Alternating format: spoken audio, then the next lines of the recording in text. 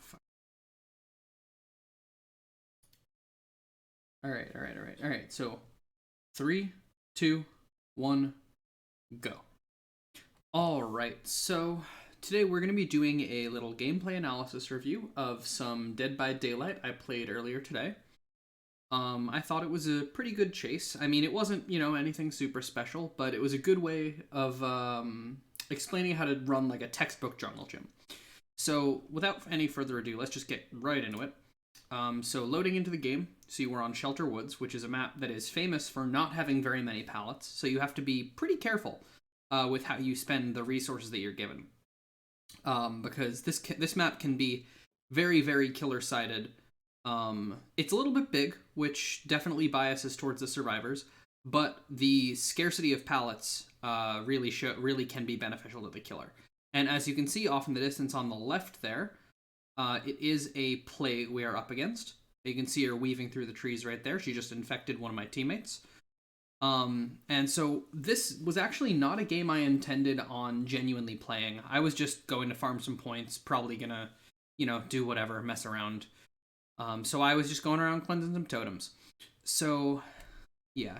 So to talk about my build a little, I'm running Resilience, Spine Chill, Dead Hard, and Bond.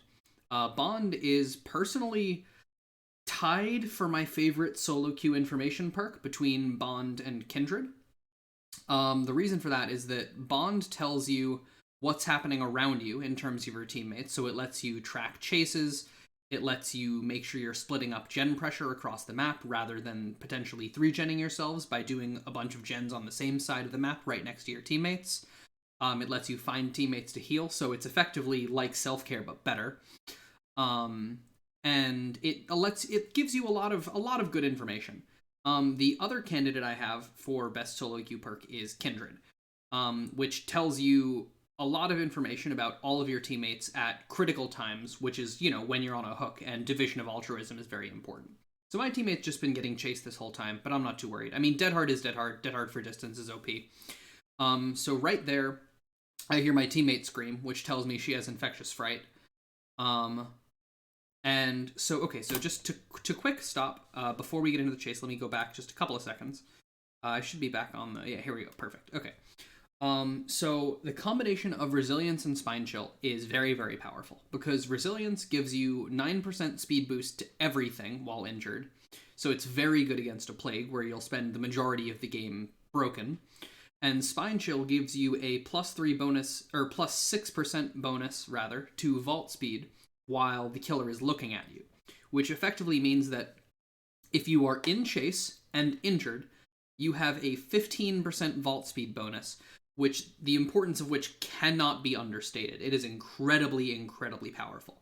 So, okay, at this moment, I've seen a teammate on the gen to my left. We've seen a teammate on the gen that's behind me.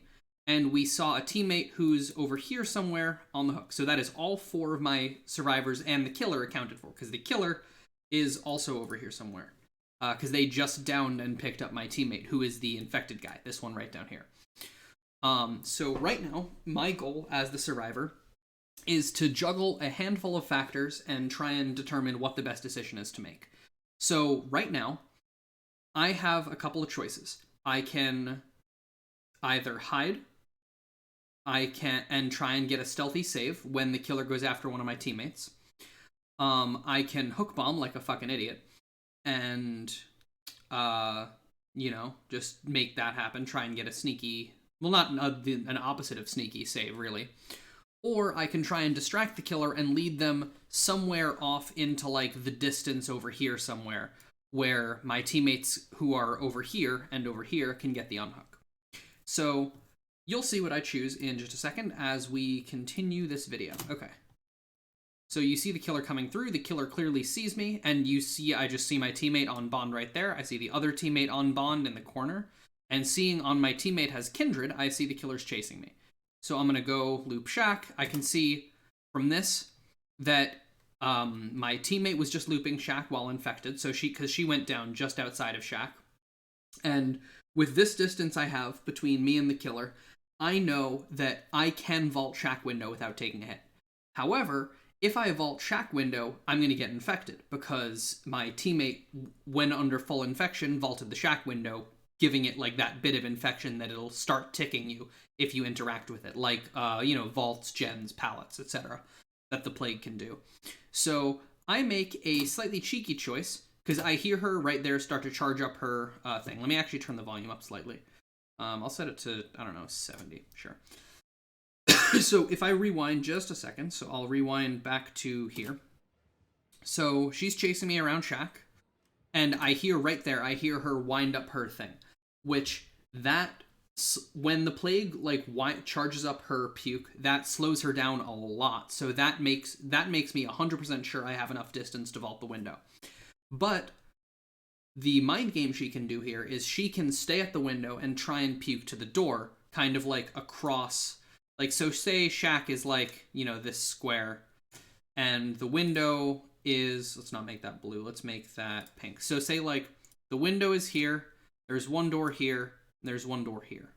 So what she can do is she can actually puke from here to here and try and infect me as I cross the door if I go like around the back of the shack, if I go around the back this way. So you'll notice one thing I do is I'm going to stop right in front of the... Ooh, whoops. I'm going to stop in front of the door and just look. And then I see her round the corner. And as soon as she rounds the corner, I run inside. But thinking, realistically, the correct play here was actually to vault the window. But I choose to do something a little different instead, which is a cool trick you can actually do against a plague. Because it's a problem that most killers have when they're close to a survivor, is that the low FOV of the killer makes it hard to track survivors at close range.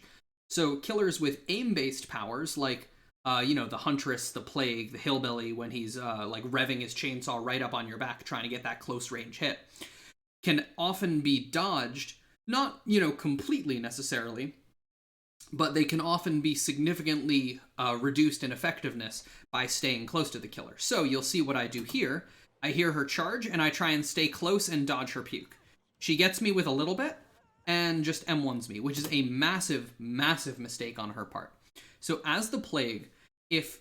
I see why she did it, because I was right next to God Pallet, but in that situation, I am not dropping the God Pallet. There's no way.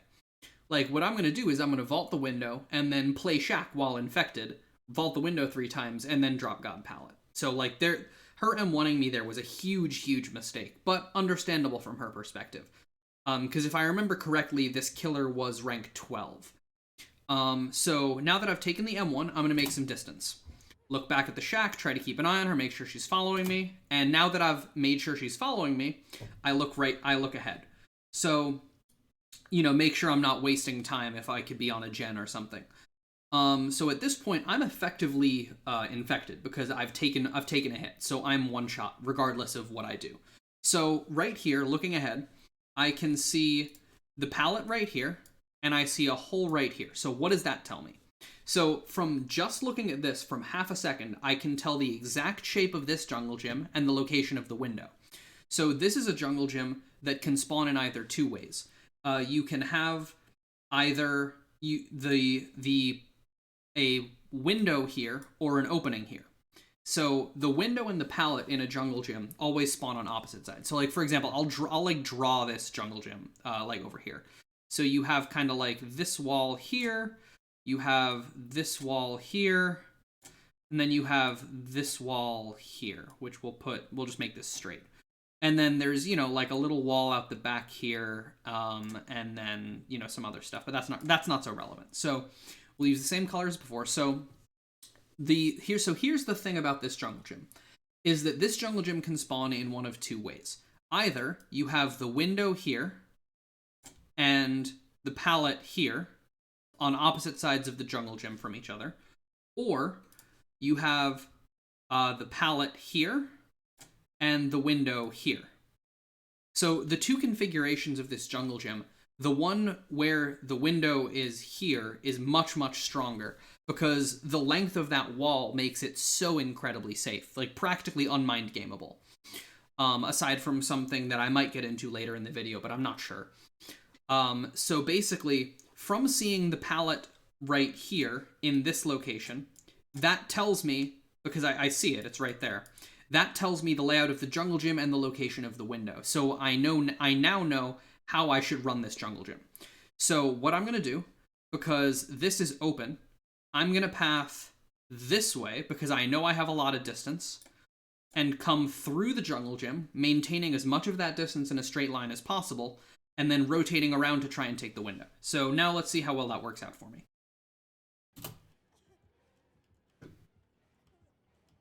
So I know she's still chasing me because I hear the chase music. I see her red light as I'm turning around. She winds up her puke again. I'm not sure why. So right there, I see... Okay, this is a very important thing because this window is effectively a 50-50. So I wish I could slow this down. Is there a way I can slow this down? I don't know. Whatever. Basically, so I see her here. Like, she's over here. And she's going to come this way in this circle, following me around the window. So this is effectively a 50-50 because the window, let me, oh, dang it, hold on, let me real quick. There, okay, here. So basically this wall exists as a line of sight blocker between me and the killer. So when I'm taking this window right here, I have to figure out in my head, is the killer going to come this way? Or are they going to double back and go this way? And I have to effectively make that choice in the split second before I vault the window, based on the information I have about the killer's location. So I really wish I could slow this down. That would be really nice if I could slow this down. But I can't, so we'll just do it like this. So oh wow, oh boy. So right here, I see the killer's red stain right here, which tells me and it's extended so far, or that's a combination of my blood and her red light. But I see her red stain, like, on this corner, and it's so far around, it tells me that she is all the way up here. She's like all the way over here. She's not back here, looking around the corner. She's right here. So, like, because if I, like, right, you see, there she is.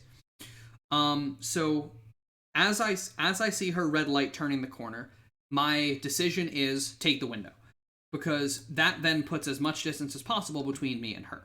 So I take the window and immediately duck to the side. Not that it matters. I could let her hit me with her full puke at this point. It really doesn't matter, but just kind of good practice to any killer with a projectile, whether it's Huntress or Plague or whatever. It's better to get out of the way, not get hit. So I see her right there, and I see her red light through the wall. Like, I see, like, you can see her red light, like, really quickly. If you look right along this wall right here, if you look right there where that yellow spot is, you'll see her red light through the wall. It's technically a bug, but I do believe that it is, a good thing to have for both sides. So we won't get into that too much right now. Like, you see her red light swings that way, and then it swings back. She sees me cross, so she comes back to the window. So as soon as I see her going, basics of survivor looping.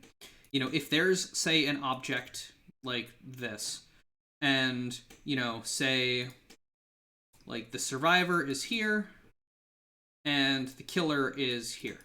If the killer goes this way, survivor goes this way, etc. Basics of survivor looping. You want to keep as much distance between yourself and the killer as possible.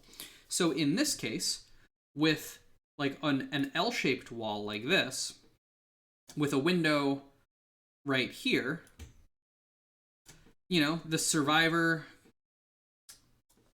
so you see what happens here. So she, like, I see her go one way, I go the other way. Like, I see her go up this way, so I go this way. And then, I hear her moving slightly back towards me, and then we reverse. Like, I saw her with the third person camera. So yeah, whatever. Okay, moving on. So she vaults the window, and here's another 50-50. But it's not so 50-50 because I can see her red light through this wall right here, right down there. You see her red light. So because of that, I know she's turning back to the window, so I don't take it. because I'd be jumping right into her arms, and that's not a good choice. I would be using one of the 3 vaults you get at any window during chase, and I wouldn't want to waste, and not just one, I'd be wasting 2 vaults, because I'd have to vault into her, and assuming I don't get hit, I'd then have to vault back, which uses the 2 vaults I have remaining on this window, because I've used 1 already, remember. So she charges up her puke, I just kind of stay out of the way, she lets go of her puke, and as she comes around the side of the window, I take this nice and wide, because, so, fast vaulting tip, in order to get the fast vault, you need to have, I believe it's 2 meters of distance, or maybe it's 1.5 meters of distance, of straight on running. So I go kind of like this way along the wall, initially taking it tight, because I'm thinking she's facing the other way, and then as soon as I see she's coming this way, I take a wide loop around so I can get the fast vault on the window. So it's small pathing things like this, because look what this fast vault lets me do. Ooh, whoops, that's not what I meant to do. Look what this fast vault lets me do. Is as she rounds the corner, now I'm over here, you know, I'm down here where my character is, and then she's like over here where the wall goes like all the way this way. So she has to then go all the way back around here, or, you know, come through here and vault the window like a psycho, in order to get close to me. Whereas I can then just go like this way out and around the side of the around the side of the wall. So, all right, let's just watch how this plays out. So you see she's coming back around. So she's coming, you know, the way that makes sense. And I see, oh, here she's vaulting the window like a psycho. Because the problem with vaulting this window is that it's not always a terrible choice. Because there is a mind game you can do on these windows which takes advantage of like how survivors react to your position as the killer. But the problem with this is that she just vaults the window. Like, she thinks that I'm gonna basically like come this way and just run straight into her. So she just like comes in through the window and thinks I'm gonna run right at her. But as soon as I get to like right here, you know, like this, oh, that's not a good color, I don't like that. But as soon as I get to like here, like this position, I can see her. I'm not gonna just run into her. So naturally what I do is I get to a safe point. So in this jungle gym, I can't really get a good... Okay, hold on. I'm going to draw the jungle gym again just so I can show you safe points. So basically you have like this wall, which is like this wall right here. You have this wall that goes like that. And then you have this wall here. So basically there are certain points on the jungle gym where the survivor's effectively safe. Because, so like, for example, if I stand right here and say, okay, so we'll work based off of the current configuration. So the window's here, the pallet's here. So if I stand right at this point, the killer can come either, you know, if the killer comes from this way, I go this way and make the window. If the killer comes from this way, I go this way and make the pallet. And it's the same kind of thing. Like, if I stand, say, right here, if, you know, you have to utilize your third-person camera as a survivor. It's very, very, very important. I would say learning to use your third-person camera is probably one of the single most important tips you can get as a survivor. So, what I do here is basically, I'm watching where I know she's going to come from. Like, I know she's somewhere over here. Like, I know she's somewhere in this area. But, okay, back to safe points, sorry. So, if I'm standing right here as a survivor, if the killer comes around this corner, I have enough distance to go around here, make the window, or circle all the way around and make it to the pallet. And if the killer comes from this side, here, then I have enough distance to go here and make it to the pallet. So like there are certain points in the jungle gym where you basically utilize your third person camera as a survivor to gain vision of the points where the killer is going to come from, but also maintain enough distance that if the killer comes from any of those points you can see, you can reach a window or pallet and be safe. So basically, short explanation of that, that's probably too long over. Let's continue. So I do watch what I do here. So I see she's vaulting the window, and now I know her animation is done now and she's free to move. So I go to the corner, which is another safe position because I'm at the pallet, so obviously I'm safe. I see her red light, so I immediately go back this way. I then see her red light here, and I see her double back right as I turn that corner. I see her double back to go back around this way. So now what do? I go right back to my safe spot, which is right here. This is the safe spot. So I go to my safe spot and I wait. And then I see her red light rounding the corner right here. I see her red light. So then I rotate back towards the pallet. So in theory, she could have moonwalked there. She could have showed her red light, come back this way, and met me at the pallet.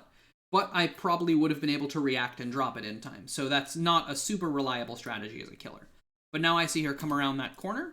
So I think this is actually a mistake on my part, the dead hard for distance. I did not need to do this because I believe she respected the pallet. I'm not 100% sure because I'm not looking behind me until after I vault the window. But I believe with her positioning right here that she respected the pallet. And the pallet respect, if she hadn't respected the pallet and I hadn't dead-hearted for distance, she probably would have hit me before I reached that window. Which is why I didn't list on the pallet as a typical safe point, because it's really, you're only safe because the pallet is there. You're not safe, period. So, to continue, I know she's going to come that way. I hear the window block. So now I know my only option is to throw the pallet, because I no longer have a window to work with. So I know she's going to follow me because I see her red light. I see her round the corner. I throw the pallet. So this was a mistake. She could have... Okay, if she had waited until she was close enough to hit me, I would have dropped the pallet in time to stun her. So she had to swing early, but I had enough distance to make the pallet regardless. And I get the stun, resetting her bloodlust. And this right here, I run away because I'm thinking, oh, she's going to insta-break this pallet because... that's the smart thing to do. And instead, she decides, I'm going to bloodlust at one of the safest pallets in the game. So let's just see how this plays out for her, shall we? Excuse my keyboard noises. Okay, so right here. This is where the pallet comes into play, and the safety of said pallet, as well as my vault build, which is what I talked about earlier with the combination of resilience and spine chill. So what this lets me do is having 15% extra vault speed is incredibly key right here, because watch how this play turns out. So what she's going to do is she's going to come this way, fake the corner, and then double back going this way and try and hit me right here at the pallet. So the pallet's dropped right here. So watch how that plays out for her, in large part because of my vault build. Bam. And look at that. Because of my vault build, she didn't hit me. So, frankly, I was saved by the build. But with how she'd been playing, I genuinely didn't expect her to double back there. I was truly shocked by that, because I hadn't yet seen her double back at a time where it made sense. So, I didn't expect it, but I got away. I wasn't punished, so it's fine. So I'm going to continue to play the pallet as long as I can. As long as she lets me, I'm going to play this pallet, because this pallet is so incredibly safe. Just take a vault, and now I'm safe. So I heard earlier while she was chasing me, I heard the little crunchy sound cue of the window unblocking, so I knew it was available to me. And this was actually a very correct play on her part. So this is something that is referred to as zoning, where basically, if there's one side of the map where there's all of the pallets and all of the jungle gyms and all of the resources for the survivor to use, and the other side, whoops, almost just dropped a cup off my desk, and the other side is the edge of the map where there's just nothing, you want to basically use what I explained earlier about the survivor mirroring the killer's movements to push the survivor out towards the edge of the map and allow them, less distance on you and less ability to get to the resources that they need to survive. So here, I very briefly give up. So I'm thinking, this is Shelter Woods. There are no pallets here. So what I'm going to do is I'm going to run to the corner of the map, like all the way to the corner of the map, because she hits me here. Like, because of the distance that she had to drop to get, like, she gained a lot of distance, effectively, by zoning me out of the map when breaking that pallet. But she did it way too late. So my initial thought is just waste as much of her time as I can, because I know I see there are 2 gens left, because 2 gens have popped during this chase. So I'm just gonna run to the corner of the map, waste as much of her time as possible, but then I notice, oh hey look, a pallet. That's awfully convenient, because this is Shelter Woods. There's no guarantee there'll be a pallet here, and I couldn't see it until just now. So now I think, oh hey, you know what? Let me play the pallet. And here we go. You know, just basic survivor looping, simple objects, no windows. And then here we go. I get stuck on the wall like an idiot and die. So there we go. That is a textbook example of how to run a jungle gym, and a couple of things not to do as killer. And yeah, I think this was a decently successful video. Let me know if there's anything I missed, anything I should improve on, because one little thing that's really nice is... I'm going to turn the sound down, because now you're just going to hear me clickety-clicking. Right as she hooks me, 3, 2, 1, I think?